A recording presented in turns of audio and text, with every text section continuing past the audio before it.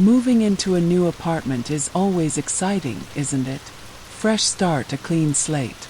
That's how I felt when I finally unpacked everything in my new place. It wasn't huge, but it was cozy, had a great view, and the rent was actually affordable. I was thrilled. Everything seemed perfect. The kitchen was cute, the living room bright, and the bedroom had a comfy vibe. But then there was the bathroom. It was a little old with some faded tiles, but it had a decent shower. A classic clawfoot tub with a showerhead attachment and, of course, a shower curtain. A long, plain white one that reached all the way to the floor. After a long day of moving boxes, all I wanted was a hot shower. So I grabbed my towel, hopped in, and pulled the curtain shut. The water was perfect, steaming hot, exactly what I needed. I closed my eyes, letting the warmth wash over me, feeling the day's stress melt away. But then, as I was rinsing my hair, I heard something. Soft sound. It was faint, almost like a whisper, but it was there.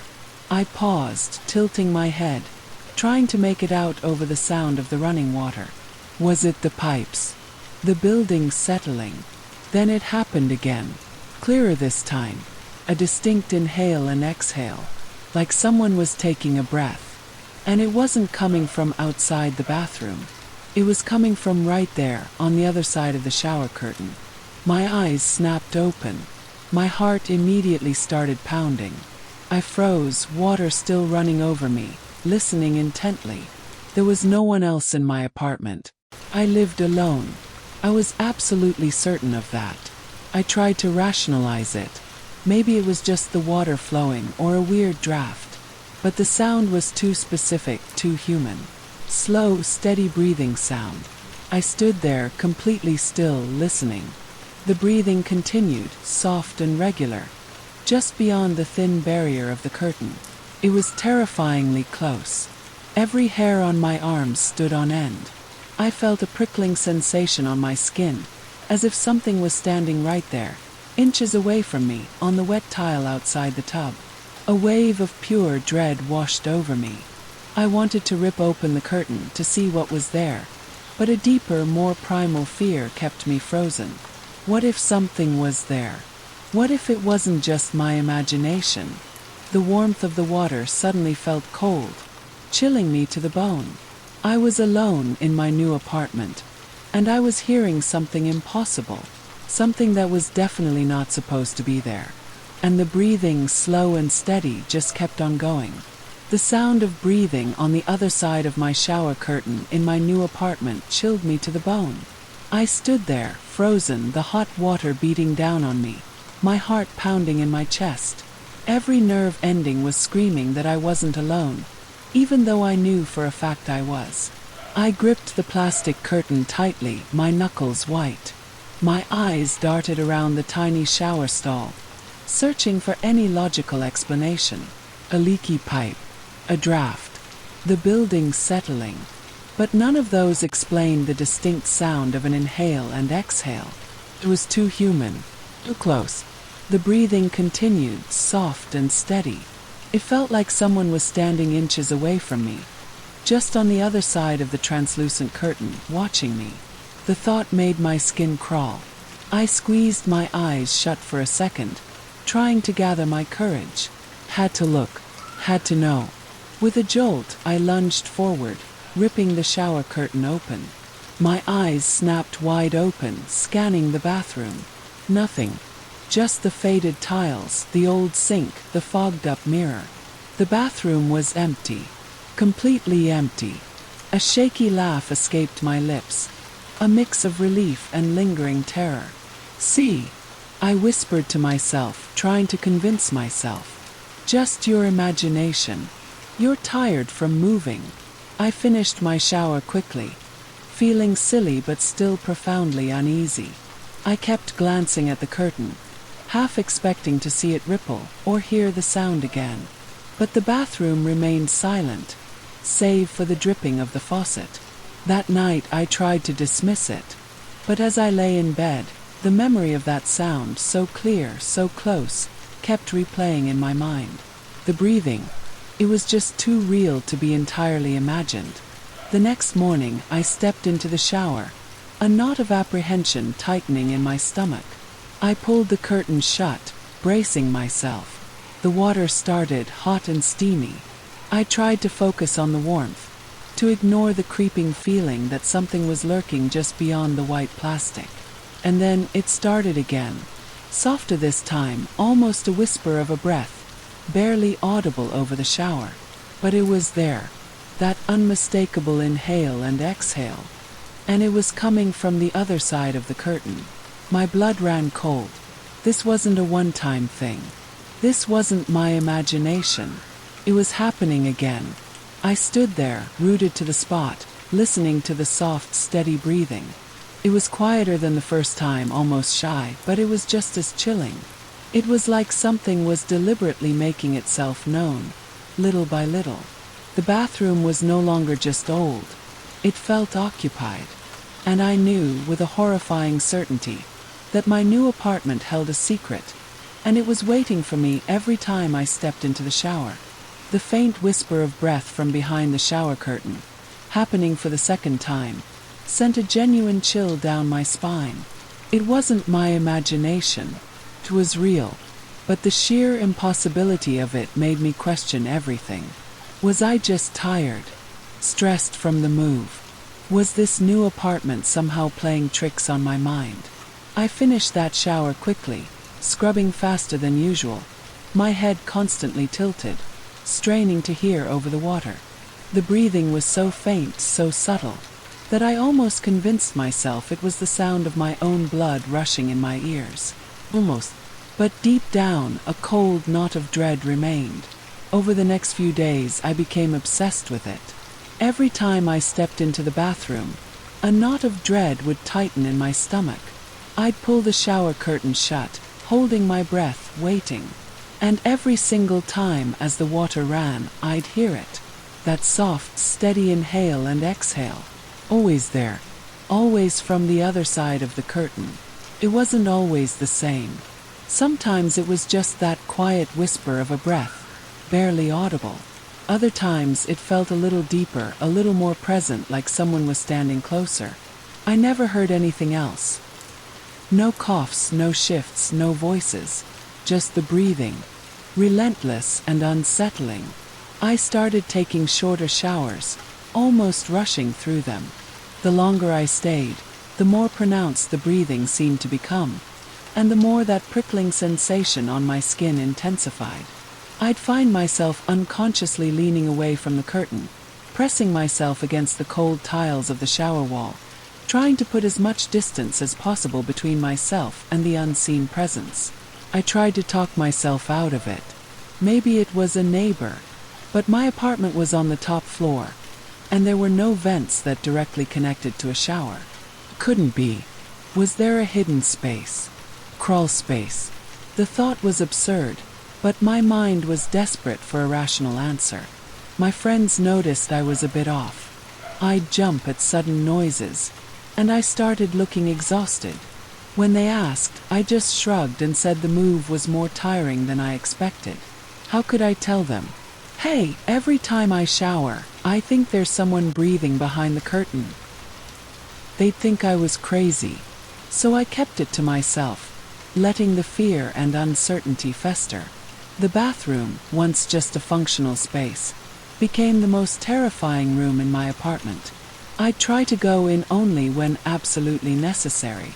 And the shower, it was no longer a place of relaxation. It was a confrontation. Every time I pulled that curtain shut, I felt like I was stepping into a small, steamy box, waiting for the unseen entity to make its presence known. The constant question lingered. Was it truly there, or was I slowly, terrifyingly losing my mind? The uncertainty was almost as bad as the fear itself. The constant breathing from behind the shower curtain, day after day, week after week, was slowly chipping away at my sanity. It wasn't just my imagination. I was sure of it. But how could I prove it? And to whom? I knew no one would believe me if I just told them. I needed proof. I started thinking like a detective. How do you catch something you can't see? You set a trap. My first idea was simple: sound. The next morning, before I stepped into the shower, I grabbed my phone. I placed it carefully on the edge of the sink, directly facing the shower curtain. I opened the voice recorder app and pressed record. My hands were shaking a little, knowing what I was trying to capture. It felt ridiculous, trying to record a ghost's breath, but I was desperate. I pulled the curtain shut, trying to act normal, trying to ignore the nervous flutter in my stomach. The water started, hot and steamy, and I held my breath, waiting. And then it began. The soft, familiar inhale and exhale, just beyond the white plastic. My eyes were wide open, staring at the translucent barrier, listening to the impossible sound. I tried to stay calm, to breathe normally, so my own breathing wouldn't mess up the recording. It felt like an eternity, standing there, listening to something that shouldn't exist. After what felt like an hour but was probably only 10 minutes, I finished my shower, quickly, almost frantically. I lunged for my phone, my fingers trembling as I hit stop. I immediately pulled up the recording. My heart hammered against my ribs as I pressed play. First, I heard the sound of the running water, loud and clear. Then, beneath it, faint but undeniably there, was a distinct whispering sound. And then, the faint, consistent breathing. It was unmistakable. A soft whoosh hiss, clearly separate from the white noise of the shower. I pulled the phone away from my ear, staring at it. I had done it. I had captured it. The proof. It wasn't just my mind playing tricks. There was something there. Something that breathed. And it was trapped with me behind the curtain. A wave of both terror and a strange, cold validation washed over me. I wasn't crazy, but the implication was even more terrifying. If it was real, if I could record it, what was it? And what did it want? The recording was chilling, a phantom breath caught in digital form, confirming that my new apartment held a secret far darker than I could have ever imagined. The shower, once a simple part of my routine, was now a daily confrontation with the unseen. The recording, it played over and over in my head, the faint whoosh hiss of a breath clearly distinguishable from the running water. I had proof. Cold, hard proof that I wasn't imagining things. There was something in my bathroom, on the other side of the shower curtain, listening to me, breathing. I listened to that recording dozens of times, trying to decipher it. Was it deep, shallow, fast, slow? It was steady, unsettlingly regular, like something was just existing there. And the more I listened, the more I felt that familiar prickling sensation on my skin, as if the recorded breath was still somehow a live presence in the room with me. The validation was fleeting, quickly replaced by a deeper, more profound fear. If it wasn't my imagination, then what was it? And why was it only in the shower? Why only behind the curtain? I started dreading showers. It wasn't just a chore anymore. It was a psychological battle. Every time I stepped into the bathroom, my heart would start pounding. I'd stand there, staring at the white plastic curtain, knowing it was there, waiting. I tried leaving the curtain open for a minute before getting in, just to see if I could catch a glimpse of anything. Nothing. The bathroom would be empty. But the moment I pulled that curtain shut, the sound would begin. Always. Without fail. The routine became a torment. I'd quickly turn on the water, pull the curtain, and then brace myself. Sometimes I'd even talk out loud, trying to project confidence. "Just me in here," I'd mutter, trying to convince myself more than whatever was listening. But the steady breathing would always continue, a soft, relentless reminder that I was not alone. I tried other things. I bought a thicker, darker shower curtain, hoping a more opaque barrier would somehow make it less real, less menacing. Didn't work. The sound still came through, muffled but present. The chilling sensation of being watched was still there. One morning, after a particularly restless night, I was mid-shower when the breathing seemed to deepen. It felt closer, heavier, almost like a sigh. And then, I distinctly heard a faint scuffing sound on the tile, just outside the tub. It was light, like something shifting its weight, but it was there. My eyes darted to the bottom of the curtain. I couldn't see anything through the thick plastic, but the sound was undeniably real, right at my feet. My breath hitched. It wasn't just breathing anymore. It was moving. A cold, suffocating dread filled the small space. This wasn't just an unseen presence. It was a tangible one, capable of making contact, of making noise beyond just its breath. The recording proved it was there. And now the sounds confirmed it was active, moving, and very much aware of me. The bathroom wasn't just occupied. It was starting to feel like a trap, and I was the bait. The subtle scuffing sound from behind the shower curtain, the soft shift of weight, solidified my terror. It wasn't just breathing. It was moving, aware, and seemingly trapped with me. The proof from my phone recording, which I listened to obsessively, only intensified the dread. My bathroom, once a private space, had become a chamber of pure anxiety. Showering transformed from a routine into a terrifying ritual. Every time, I felt a knot of dread tighten in my stomach. My hands would shake as I reached for the curtain.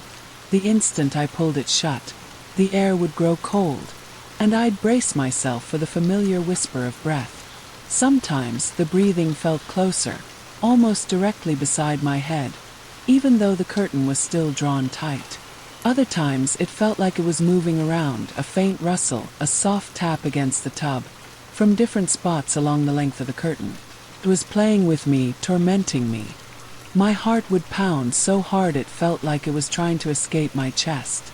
I'd rush through my showers, scrubbing furiously, trying to get clean as quickly as possible, desperate to escape the small, steamy enclosure. The warmth of the water was no comfort. It felt suffocating, trapping me with the unseen presence. More than once, I had to stop mid-shower, hands on my knees, trying to catch my breath. My chest would feel tight, my vision would blur, and a cold sweat would break out on my skin. These were full-blown panic attacks. The fear was overwhelming, paralyzing. I would lean my head against the cold tile wall, trying to ground myself, trying to convince myself it wasn't real, even as the breathing continued, mocking my attempts at calm. I started taking lukewarm showers, or even cold ones, just to speed up the process. I didn't want to linger, didn't want to give it more time to make its presence known. The once relaxing act of showering became a daily torment, a brief descent into fear and vulnerability.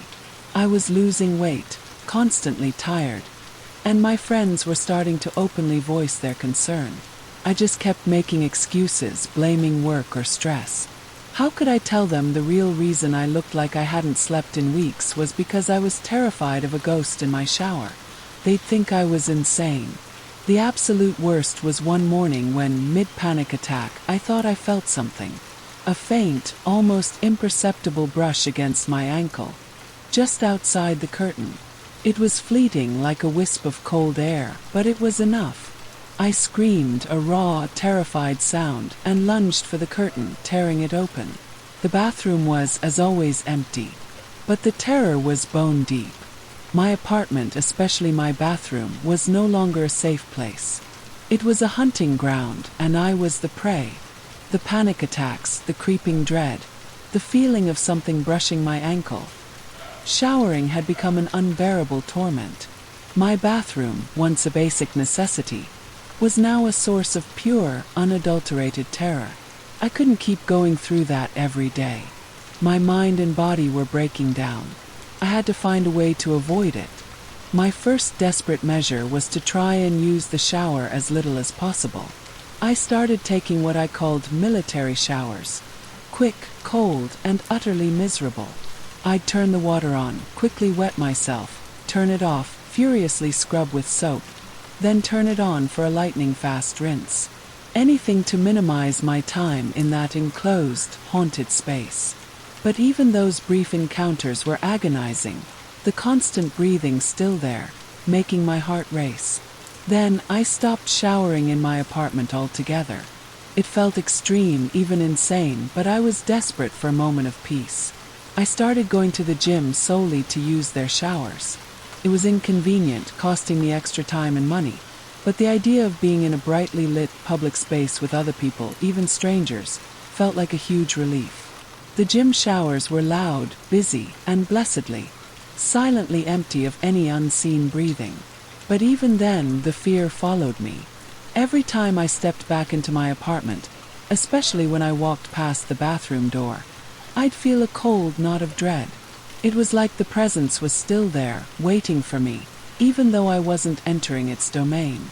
I started keeping the bathroom door tightly shut, almost compulsively checking the doorknob to make sure it was latched, as if a closed door could stop something that existed beyond the physical. I began to develop strange habits. I'd avoid going into the bathroom if the apartment was completely silent. I'd always turn on music or the TV before I went in, trying to drown out any possible sounds, trying to trick myself into feeling safe. I even started leaving a nightlight on in the hallway, just to banish some of the shadows around the bathroom door. My friends were getting seriously worried now. My excuses were wearing thin. I was constantly tired, jumpy, and looked completely run down. One day, my best friend, Sarah, came over unannounced. She found me sitting in the living room, surrounded by empty coffee cups, staring blankly at the wall, the bathroom door tightly shut. "What's going on with you?" she asked, her voice filled with genuine concern. "You look like you haven't slept in weeks. Are you sick? Is something wrong here?" I almost told her. The words were right on the tip of my tongue, the desperate need to confide in someone, anyone, about the breathing, the scuffing, the coldness. But then I imagined her face, the disbelief, the pity. How could I explain a ghost in my shower? So I just shook my head, managing a weak smile. "Just stress," I mumbled. "Work's been crazy." But the lie tasted bitter. I was living a double life. The normal person outside my apartment, and the terrified prisoner within. My desperate measures had bought me a temporary reprieve from the shower itself, but the fear was still there, a constant, chilling reminder that I was sharing my home with an unseen, malevolent presence, and I had no idea how to get rid of it. Avoiding my bathroom by showering at the gym was a temporary fix, but it didn't solve the core problem, the terrifying presence in my own apartment. My mental state was rapidly deteriorating. I was constantly on edge, the lie about stress wearing thin with my friends. I knew I couldn't live like this forever. The bathroom, specifically the shower curtain, held the key to this nightmare. One unusually cold morning, I decided I couldn't face the gym. I had to shower at home. My heart pounded as I stepped into the bathroom, the air feeling heavy and stagnant. I turned on the water, my hands shaking as I reached for the curtain. But before I pulled it shut, I stopped. I stood there, staring at the long, plain white plastic. I usually just yanked it closed without a thought, desperate to get the ordeal over with. But this time, a strange impulse took over. I slowly, very carefully, began to examine the curtain itself. I ran my hand down its smooth plastic surface. Nothing, just plain white. But as my fingers reached the bottom, near where it met the tub, I felt something. A slight bump, an irregularity in the plastic. It was tiny, almost imperceptible, just a small, hardened knot or fold. I leaned closer, my eyes squinting. It wasn't a knot. It was a stain. A small, brownish-red discoloration, barely visible against the white plastic, about the size of a quarter. It was near the very bottom, right where the curtain would often touch the wet floor of the tub. It looked like old, dried blood or perhaps rust, but it had a strange, organic quality to it. My breath hitched. I had never noticed it before. It was so faded, so small, so close to the floor. Had it always been there? And why did it look like that? A cold wave of realization washed over me. The breathing, the scuffing, the feeling of something present. What if it wasn't just behind the curtain? What if it was somehow part of the curtain, or connected to it? I pulled the curtain back a little, examining the side that faced the wall of the tub. Nothing unusual there either. But then, as I ran my hand over the stain again, I felt a sudden, distinct coldness radiating from that specific spot. A chill that wasn't just the ambient bathroom temperature. It was localized, intense, and felt distinctly unnatural. My eyes widened in terror. The stain, the cold, the breathing. It all clicked into place with horrifying clarity. This wasn't just a generic ghost in my shower. This presence, whatever it was intimately connected to that specific shower curtain. It was its gateway, its anchor. And the subtle irregularities, the faded mark, were its silent, chilling signature. I wasn't just hearing a shadow behind the curtain. I was hearing the presence of the curtain. And getting rid of it suddenly became my only desperate hope. The brownish-red stain and the localized coldness on the shower curtain were a chilling revelation. It wasn't just behind the curtain. It was connected to it. The curtain itself felt like the source, the anchor for the breathing presence. I stared at the mark, a horrifying signature left by something unseen. My immediate instinct was to rip the curtain down, to tear it into a million pieces and burn it. But then a more terrifying thought took hold. What if the presence was in the curtain? What if destroying it only angered it? What if it then came after me, directly, without the barrier of the fabric? Cold sweat broke out on my skin. I didn't know what I was dealing with, and rushing into anything felt incredibly dangerous. I needed to observe it more closely, to confirm. I was terrified, but a morbid curiosity, mixed with desperation, drove me forward. I wanted to see if I could catch a glimpse, just a fragment of whatever was linked to that stain. The next time I showered, I tried something different. Instead of pulling the curtain all the way shut, I left a tiny crack, just a sliver at the far end, away from where the breathing usually seemed to emanate.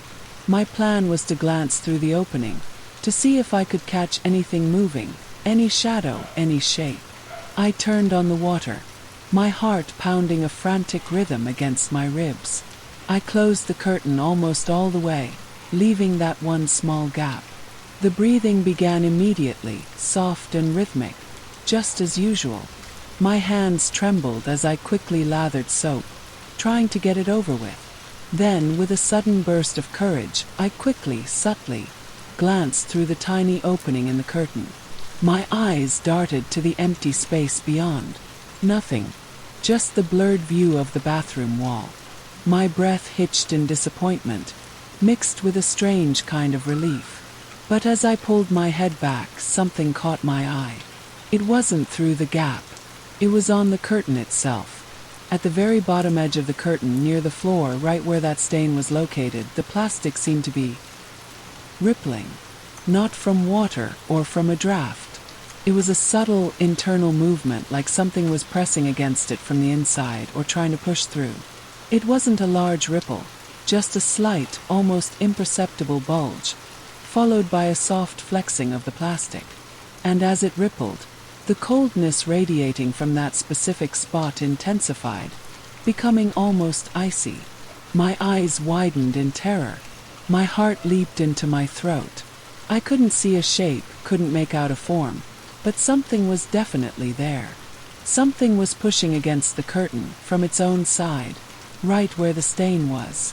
It wasn't just a sound anymore. It was a physical manifestation, an unseen force pressing against the thin barrier that separated me from it. I recoiled, pressing myself against the far wall of the shower stall, staring in horror at the rippling plastic. The breathing seemed to deepen, to grow heavier, as if in response to my discovery. It was almost like a satisfied sigh. The curtain wasn't just hiding a shadow. It was actively containing a presence that was trying to reach out, to make itself known in a terrifying, tangible way. My new apartment held a secret, and it was alive. The sight of the shower curtain rippling, the distinct bulge of something pressing against it, solidified the terror. It wasn't just breathing. It was a physical force, actively interacting with its confined space. My logical mind had officially surrendered. This was real. After that, my anxiety skyrocketed. It wasn't just confined to the bathroom anymore. That chilling feeling of being watched, which usually only manifested during my showers, started to follow me. I'd be in the living room reading a book, and suddenly feel a cold, prickling sensation on my skin, as if eyes were boring into the back of my head. I'd spin around, but of course there was never anything there. Just the empty room. I started checking the bathroom door compulsively. Even when I knew it was closed and latched, I'd find myself walking past it, double-checking the handle, pressing my ear against the wood, half expecting to hear that faint rhythmic breathing from the other side. The air around the bathroom always felt colder, heavier, even when the door was shut. It was like a freezer had been left open, emitting a constant, unsettling chill. Sleep became almost impossible. I'd lie in bed, staring at the ceiling, convinced I could hear faint, almost imperceptible scurrying sounds coming from the hallway, just outside my bedroom door. Sometimes it sounded like a soft drag, like something heavy being pulled. My imagination, fueled by fear, conjured images of dark shapes slithering from the bathroom, creeping through my apartment while I slept. I'd pull the blankets up to my chin, eyes wide, listening intently to every creak and groan of the old building, wondering which sound was real and which was just my terrified mind playing tricks. I tried leaving lights on at night, but it only seemed to highlight the shadows, making them dance and twist into ominous shapes. I started sleeping with headphones in, playing music or podcasts, anything to drown out the silence, anything to prevent those terrifying whispers and scuffing sounds from reaching my ears. My friends were no longer just concerned. They were genuinely worried. Sarah came over again, unannounced. She found me huddled on my couch, looking pale and gaunt. "Seriously," she said, her voice gentle but firm. "You need help. You're not sleeping, you're losing weight. Is it stress? Or is something else happening?" The truth was on the tip of my tongue, but the words still wouldn't come out. How do you explain that you're being terrorized by an unseen entity that lives behind your shower curtain? I knew how crazy it sounded. So I just shook my head, tears welling in my eyes. I'm really tired," I mumbled, avoiding her gaze. The apartment, once my refuge, had become a constant source of dread. I was a prisoner in my own home, haunted by an invisible presence that extended its reach beyond the bathroom, making me feel watched and vulnerable every waking moment. The chilling reality was setting in. This wasn't just a shower problem anymore. It was a life problem, and I was losing the battle. The pervasive feeling of being watched, the scurrying sounds, the increasing cold, and the relentless breathing from the bathroom curtain pushed me to a breaking point. I couldn't just live in fear anymore. I needed answers. My focus shifted from merely surviving the terror to understanding its origins. If this presence was tied to my apartment or specifically to that shower curtain, then its history held the key. I started digging. My first stop was the building management office. I tried to be casual, asking about the apartment's history, any old tenants, any renovations. The building manager, a gruff woman named Martha, eyed me suspiciously. "Been here for years, honey," she said, her voice raspy. "Nothing special. Just apartments." She was clearly unhelpful, and her dismissive attitude only fueled my suspicion. Next, I went to the local library. I spent hours poring over old newspaper archives, property records, and even local historical society documents. I searched for anything unusual associated with my apartment building, or even the address itself. Fires, crimes, unusual deaths. I was desperate for any lead. Most of it was mundane, just classified ads and local news. Then, buried deep in a digitized old newspaper from the 1940s, I found something. A small article, almost hidden, about a tragic incident in an apartment building on my street. The address matched mine. It detailed the sudden, inexplicable death of a young woman in her bathroom.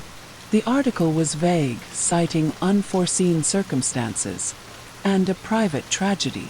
It mentioned that the police found her, but no cause of death was determined, and the case was quickly closed. It focused more on the shock to the community than the specifics of the incident. My blood ran cold. Woman. In her bathroom.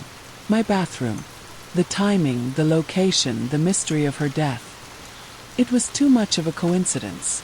Could this be it? Could the presence be linked to her? Was she the source of the breathing behind the curtain?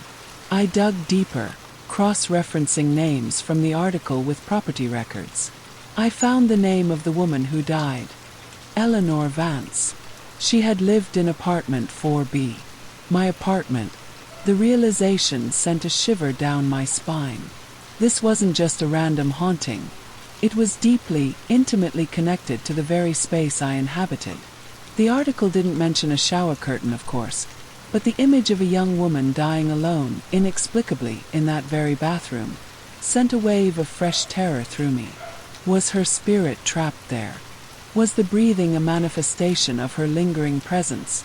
A phantom breath of someone who died trying to shower? The knowledge of Eleanor Vance's tragic past didn't alleviate my fear. It amplified it. It gave the unseen presence a name, a history, and a horrifying purpose. I was no longer just dealing with a random entity. I was dealing with a lost soul, perhaps a terrified one, forever bound to the bathroom. And the terror of knowing this history was almost as chilling as the haunting itself. The knowledge of Eleanor Vance's tragic death in my very bathroom, all those decades ago, brought a chilling clarity to my torment. The breathing, the cold, the subtle movements. It all felt like her, a desperate, trapped spirit. My fear now had a face, a name, even if I couldn't yet see it. Armed with this terrifying information, my next shower was pure agony. I stood under the spray, my eyes wide, fixed on the white curtain, the breathing more pronounced than ever. It felt heavier, closer, almost like a presence leaning against the fabric. I kept picturing Eleanor, her last moments, her last breaths, trapped in this very space. Then, just as I was frantically lathering soap, it happened.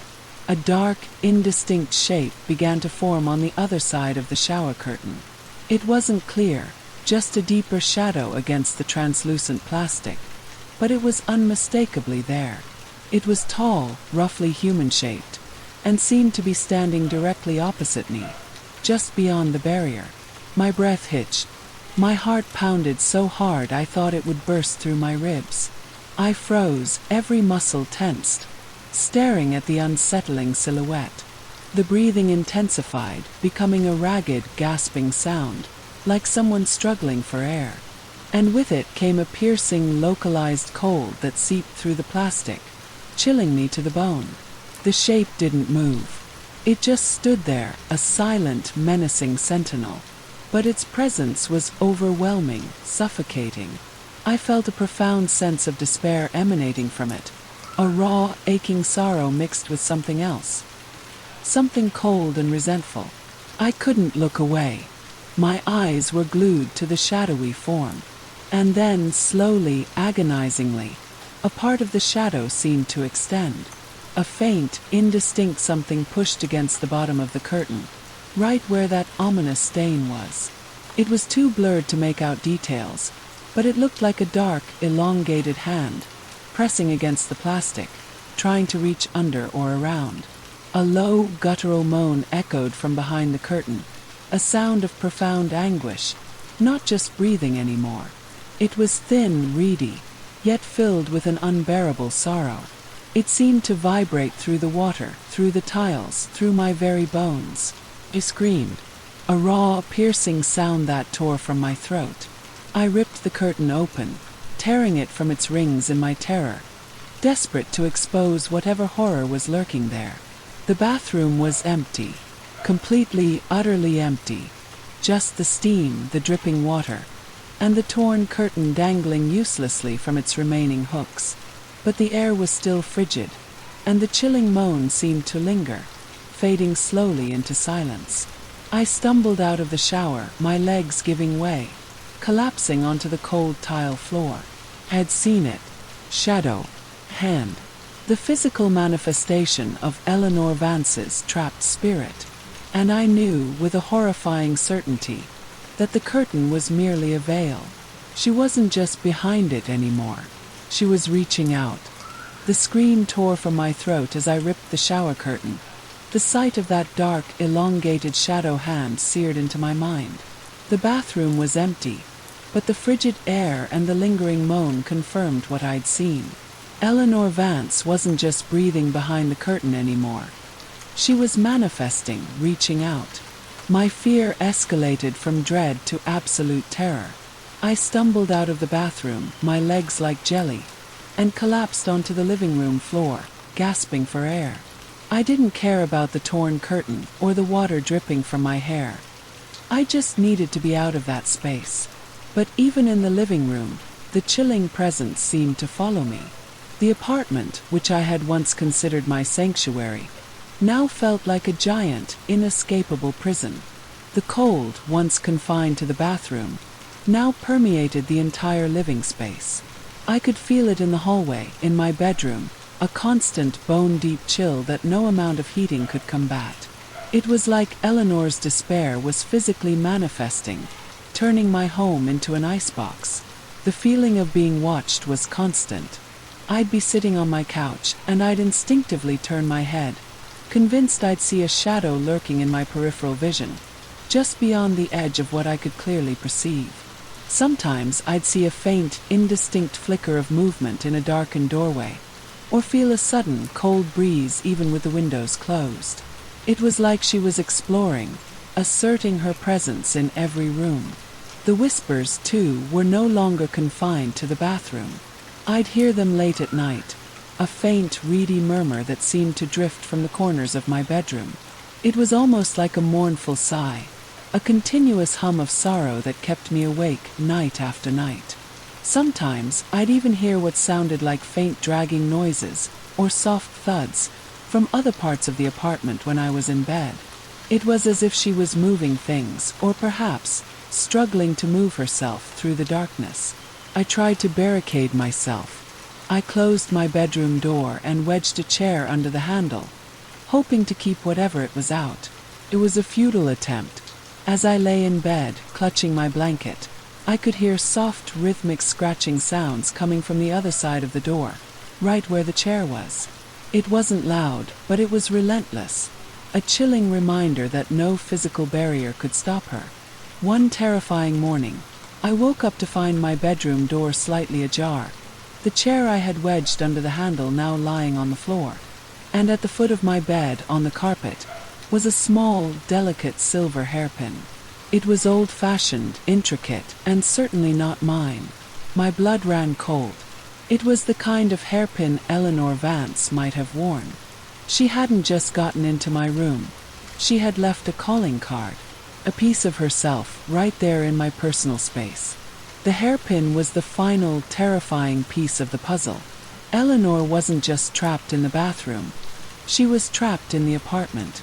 And now she was actively, physically, making her presence known throughout my entire home. My life was no longer mine. It was shared with a restless, powerful spirit, and I was utterly, irrevocably trapped with her. The apartment, once a place of new beginnings, had become my permanent cage. The hairpin, the final, horrifying proof that Eleanor wasn't confined to the bathroom anymore. She was in my bedroom, in my entire apartment, making her presence known in chilling, tangible ways. The scratching at the door, the cold that seeped into every room, the whispers. It was all her. My apartment wasn't just haunted. It was possessed, and I was trapped. I knew I couldn't live like this. The fear was constant, suffocating. I wasn't sleeping, barely eating, and the thought of living out my days under the watchful, sorrowful gaze of a restless spirit was unbearable. I had to fight back. I had to find a way to get rid of her. My first thought was to call in professionals, ghost hunters, paranormal investigators, anything. But the idea of explaining this to strangers, of them bringing in cameras and equipment, felt like exposing my rawest fear to the world, only to be met with skepticism or pity. Couldn't do it. So I turned back to the internet, my only trusted source of information. I wasn't looking for ghost stories anymore. I was looking for solutions. Exorcisms, cleansings, banishments. I typed every keyword I could think of. The results were overwhelming, a mix of ancient rituals, spiritual practices, and questionable DIY advice. I sifted through countless articles, looking for anything that felt authentic, anything that resonated with my gut feeling. I focused on things that promised to cleanse a space, to release a trapped spirit, rather than just suppress it. The consistent themes involved salt, smudging with sage, and speaking with intent. It felt insane, planning an impromptu exorcism in my own apartment, but I was desperate. I drove to a metaphysical shop, feeling completely out of my element, and bought a large bag of coarse sea salt and a bundle of dried white sage. The air in the shop was heavy with incense, and I felt a strange mixture of apprehension and a glimmer of hope. Back home I prepared. I closed all the windows and doors, wanting to contain everything. My hands shook as I poured the salt into a bowl. I then lit the sage bundle, the smoke curling upwards, filling the apartment with a pungent, earthy scent. I started in my bedroom. With the smoking sage in one hand and a bowl of salt in the other, I walked slowly around the perimeter of the room, sprinkling salt along the baseboards, and waving the smoking sage into every corner, every closet.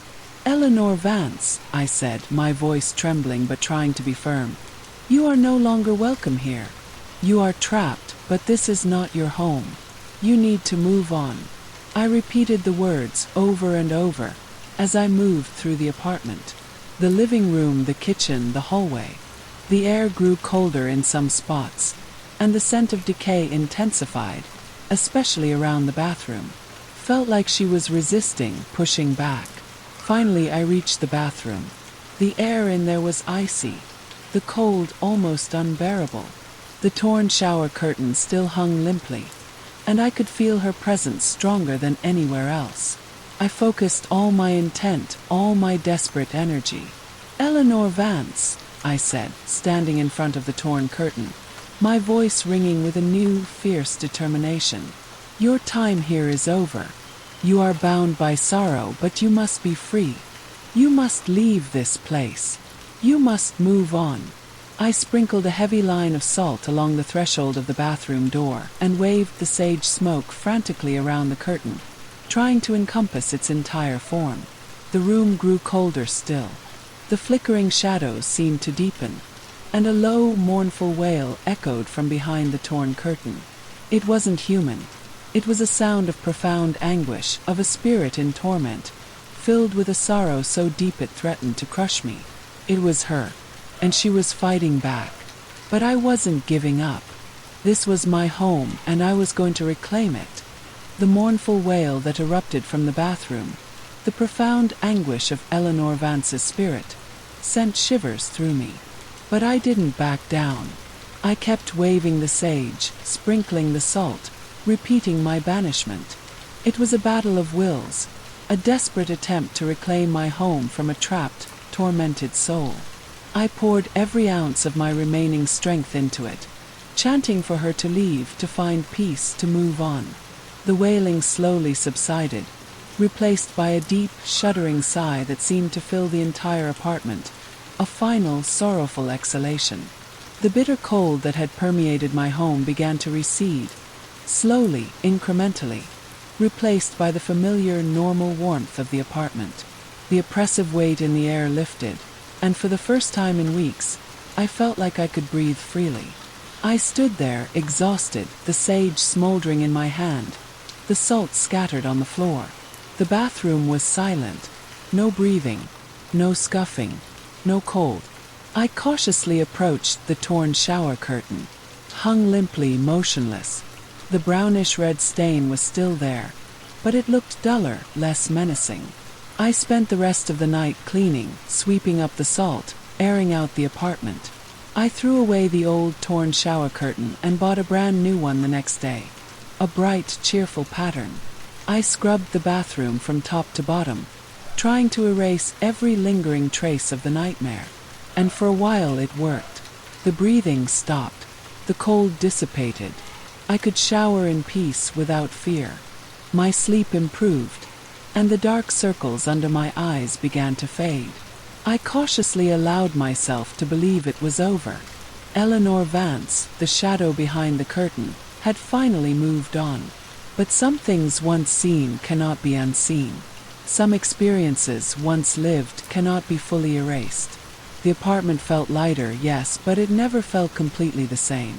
Every now and then, in the dead of night, I'll wake up to a faint, almost imperceptible chill in the air.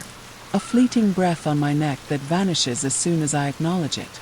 Sometimes I hear a distant, mournful sigh carried on the wind outside my window. A sound that resonates with a deep, familiar sorrow. And occasionally, when I'm alone and the house is completely silent, I swear I can hear a faint, almost melodic humming, like a distant lullaby, just beyond the edge of hearing. Subtle. It's fleeting. It's enough to remind me that Eleanor Vance was here. And even if she's gone, a piece of her, or at least the memory of her torment, has become a permanent part of my home, and a permanent part of me. My life after the curtain is one of constant vigilance, forever haunted by the memory of the shadow that breathed just inches away. I reclaimed my apartment, but I know now that some doors, once opened, can never be truly closed.